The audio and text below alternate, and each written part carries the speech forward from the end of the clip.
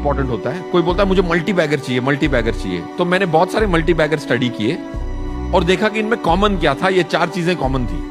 यहां पे कितने लोग डायरेक्ट इक्विटी कर रहे हैं? So almost the audience, right?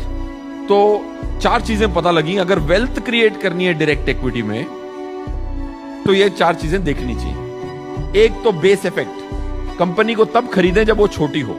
Nifty की सबसे छोटी कंपनी है 52,000 करोड़ की, उससे एटलीस्ट 25 गुना छोटी होनी चाहिए। तो 2,000-2,500 करोड़ की मार्केट कैप की खरीदेंगे तो बेस इफेक्ट आपके फेवर में। दूसरा, ये सबसे रेयर है क्योंकि ये रिसर्च में पता लगा कि कोई भी कंपनी जो मल्टी बैगर होती है ना, उसमें ये कॉमन निकला।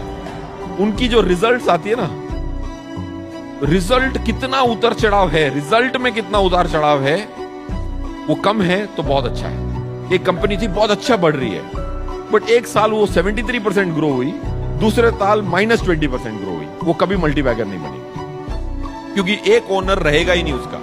अच्छा रिजल्ट आएगा तो दूसरे ओनर होंगे, रिजल्ट खराब आते ही वो ओनर चले गए, नए ओनर आएंगे। तो मल्टी बैगर्स के लिए लो वॉलेटिलिटी ऑफ अर्निंग्स चाहिए। तीसरा, स्टॉक में कवरेज कम चाहिए। ये मैं स्टडी बताता हूं। NSE 500 में 500 कंपनियां हैं, जाहिर सी बात है। उसमें 9 कंपनियां हैं जिसकी एक ही रिपोर्ट है इंस्टीट्यूशनल या जीरो है। उसकी निफ्टी के मुकाबले निफ्टी से कम रिस्क आती है उसमें।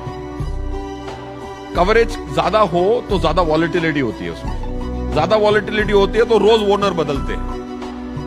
So these were the 3 learnings. And चौथा लर्निंग, बहुत सारे almost about 2700 direct equity portfolio आप सबने हाथ उठाए ना, हमने स्टडी किए। 2700 क्लाइंट बोलता है मैं म्यूचुअल फंड करूंगा क्यों, मैं तो डायरेक्ट इक्विटी कर रहा हूं। तो हम उसको टेस्ट करके देखे कि क्या उन्होंने निफ्टी को बीट किया। उसमें से अबाउट 18% लोगों ने निफ्टी को बहुत अच्छी तरह से बीट किया। हमारे मॉडल पोर्टफोलियो को भी अच्छी तरह से बीट किया म्यूचुअल फंड। उसमें एक खासियत थी, उनमें 1-2 स्टॉक जो टॉप के थे ना, हाई कॉन्सेंट्रेशन के थे। अगर आपको डिवर्सिफाई करना है तो म्यूचुअल फंड ही करें। अगर आप डायरेक्ट इक्विटी में 50 स्टॉक खरीद रहे हैं तो बिल्कुल आप म्यूचुअल फंड बना लो। सो इसका एब्रीवेशन है ब्लॉक। बेस इफेक्ट, लो वॉलेटिलिटी इन अर्निंग्स, आपको कवरेज कम चाहिए और ओवरलुक्ड स्टॉक्स देखने पड़ेंगे आपको, और लास्ट में कॉन्सेंट्रेटेड खरीदना पड़ेगा।